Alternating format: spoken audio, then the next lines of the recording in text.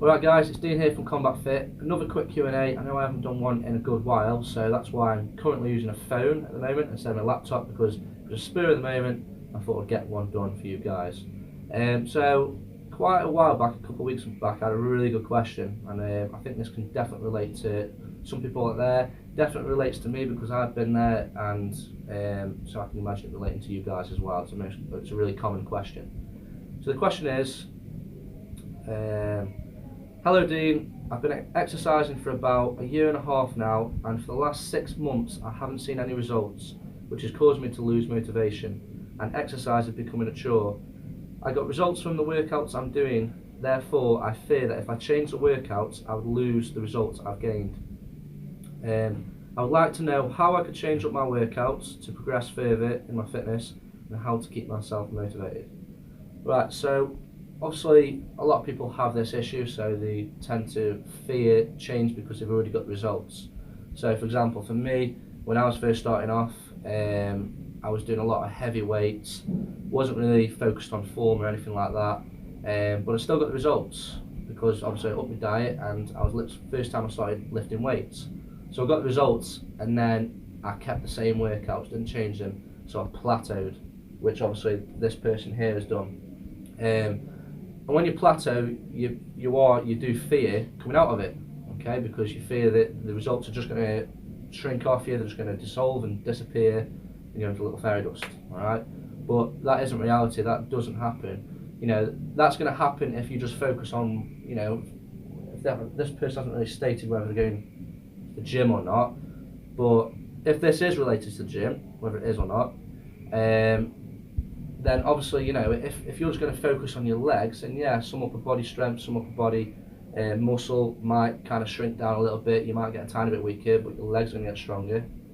But it doesn't mean that all your results are going to completely disappear. So probably my advice for you is to definitely change it, okay, but still keep to the same muscle groups, keep to the same structure, depending on your goals as well. So if you're somebody who's cycles a lot, who focuses more on their cardio and goes on to runs, and you might have a run in a couple of months' time, then there's no good you doing the same workouts. But when I say change it, go to weightlifting, strength conditioning, you know, because that's not going to work, because your cardio is going to slightly decrease.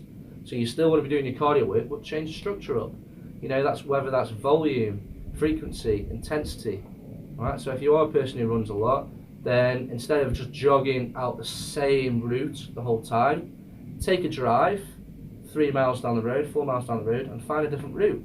Find a different route which has got incline, decline, up and down, and you could do that. Or a different idea you could do is hill sprints. So you could sprint up the hill, jog down the hill, sprint up the hill, and believe me, that you will actually feel that a lot more than you usually do. All right, you'll shock your body. And within about 2 minutes of doing that, you'll be like, Jesus Christ, I am knackered, I feel unfit, but I feel good. If you are a jogger, there's another way you can do it, is instead of hill sprints, is fartlek training. So you sprint really quick for 20 seconds, or 10 seconds, and then you rest for 20. You jog it out for 20 seconds, you sprint for 10, you jog for 20, or a different version of that is you can do lamppost sprinting. So that's if somebody, just a quick example if you're a runner. If you're somebody in the gym, and you do go to the gym, then you know you might be using the same machines, you might be doing the exact same exercises on your chest or your shoulders. Change the style up. You know, so if you're using a bar, then change it to dumbbells.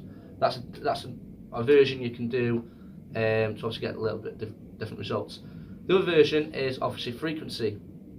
So if you feel like you're weak on your legs, okay, or you've got a weak point or weak shoulders, then focus on training that muscle group instead of once a week, twice a week, all right, or maybe 3 times a week, and add it in, get more sets out of it. Or the other version is if you're somebody who lifts very heavy weights and you do the same rep styles, completely change the volume up, all right, aim for 20 reps.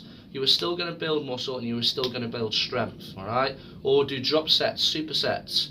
Supersets where you're doing 2 exercises together without any rest. So one might be a shoulder press, the next might be side lats, all right?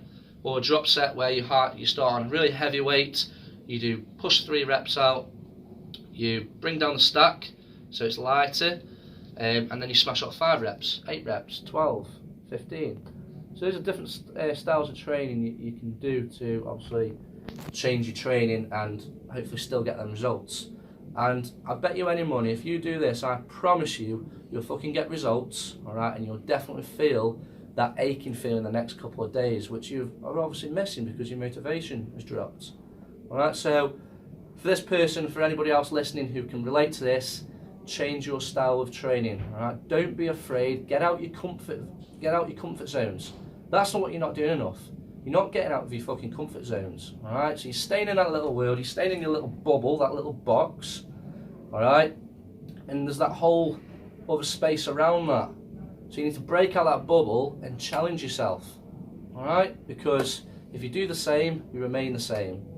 Alright, you've got to test yourself, push yourself, alright, and feel that burn and make sure that you are working hard and you're constantly chasing for that out of that comfort zone. Alright, that's what you're chasing. Alright, because you want to climb that ladder.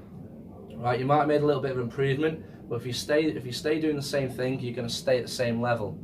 Alright, so then what you need to do, you need to push a little bit more out of your comfort zone. Then that's a little baby step. Alright, you might have improved that much that week. Then another baby step, then another baby step, and then another one. And then before you know it, you become the best version you can be of you. Alright, don't get me wrong, not everyone wants to completely destroy themselves because you might have kids, you might have quite a stressful job, so you don't want to be aching, you don't want to be able to move as much. But just push a little bit out of that comfort zone. You always want to challenge yourself, especially if you're a person complaining about the way you look. Alright, if you're somebody who complains about the way you look, and that you feel that you're not changing, then you need to fucking change yourself. Alright, you need to change yourself. If you're complaining, then do something about it. If you're not, and you're happy where you are, then you're happy where you are, but still change your style of training. Alright. Apart from that, I hope you've enjoyed this video. Hope you found it useful. Check out more of the YouTube videos. I've got other Q&As on there. If you haven't already checked the Instagram page, check that out. It's CombatFit Sessions. If you want to check me out, it's Dean_CombatFit. Check out the Facebook page, and that's about it. So I shall see you in the next Q&A. Cheers, guys.